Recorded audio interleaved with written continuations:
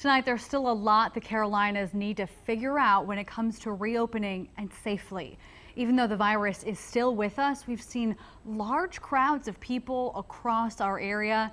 People are shopping, waiting in line without much social distancing, as you can see right there, and restaurants are packed. Our Erin Edwards joins us live right now. She's in Plaza Midwood. Erin, although there are more people out, it's actually hurting some businesses. Yeah, Genevieve, there's a few restaurants who say they've been getting busier and busier each weekend, like here at the Pizza Peel, but other restaurants in the Charlotte area say they've had some setbacks and have made the decision to close after staff members tested positive. It's been really good. The customers are really understanding. They're appreciative that we're wearing masks and wearing gloves. For Greg Taylor, it's been a busy few weeks back in business at the Pizza Peel. And he says it's a welcome change after not being able to serve customers for several weeks. At the restaurant, staff is required to wear face masks. If a customer comes in and wants a mask, we have them available and ready to hand out. But right now, it's only mandatory for our staff. And for some businesses in the Charlotte area, not every reopening has been smooth. Some have had setbacks, like at Stagioni on Providence Road. You know, we're kind of trying to put the long-term good of our employees and our customers ahead of personal gain. Bruce Moffett tells me an employee there tested positive, and he decided to close the restaurant while all employees get tested and the restaurant does a deep clean. I think all restaurants in Charlotte and all restaurants nationwide are financially compromised at this point, and so to further kind of add to our misery was a difficult decision. But he says it was a decision that he knew was best, as he wanted to not only keep his customers safe, but also his employees. I think it's important for the public to get used to the fact that businesses and restaurants in general are going to be struggling with this, and that it doesn't mean that, you know, we're doing a poor job or not clean. It just means that it happened, you know, the numbers caught up with us.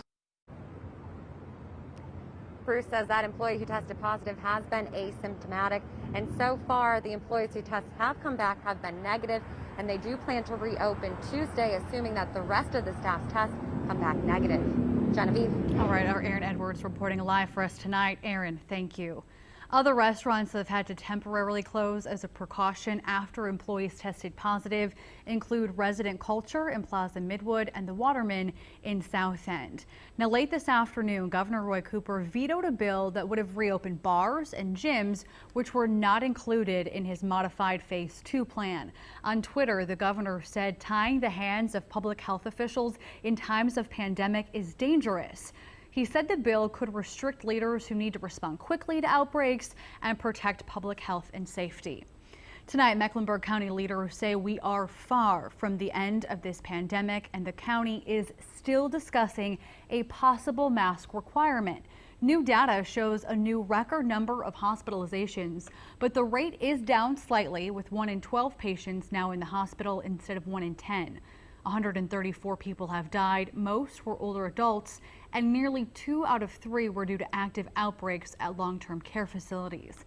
Now, that data also shows social distancing is fading and getting closer to what things looked like before the virus hit, raising questions about whether we're ready to move into Phase 3 of reopening next week. My concern at this point is not everyone is being compliant with Phase 2. And if we continue to expand, I'm concerned about the message that that gives to our community. We need everyone to work with us on this so that we can continue to expand. So there is still a lot up in the air as to whether Mecklenburg County will move into Phase 3 or put a mask mandate in place.